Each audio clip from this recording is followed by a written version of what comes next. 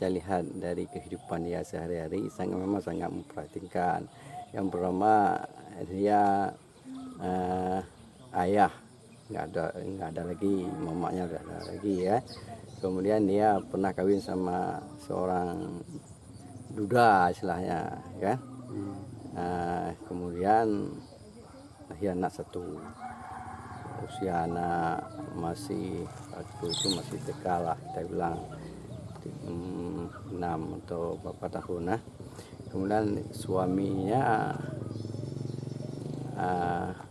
bilang pergi pulang ke rumah mamanya kan, tapi sampai sekarang nggak ada berita entah di mana ya.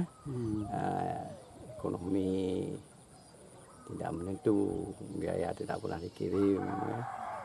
Habis itu beginilah ya, kita lihat keadaan yang bersangkutan sang istri. Untuk kehidupan sehari-hari dia makan sehari-hari bagaimana? Untuk kehidupan sehari-hari ya penghasilannya, kalau penghasilan tetap memang ada.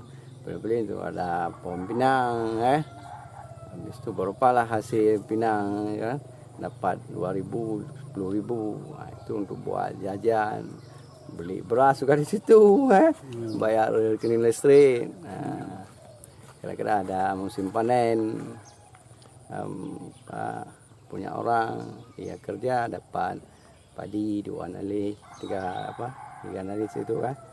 Nah, dia jadikan beras, kemudian dia itu untuk kehidupan sama anak-anaknya. Itulah kehidupannya. Kalau Bapak lihat ini dia tidak mungkin untuk merehab rumah dia yang sudah bocor atau ini gimana? Kalau ke arah ke situ sulit. Nah, kita aja yang punya tenaga kan, kalau ekonomi sekarang kan, punya tenaga yang kuat, tapi untuk biaya semacam itu saya rasa memang sulit. Untuk biaya sekolah anaknya gimana? Biaya sekolah anaknya seperti saya bilang tadi, kutip-kutip pinang jatuh.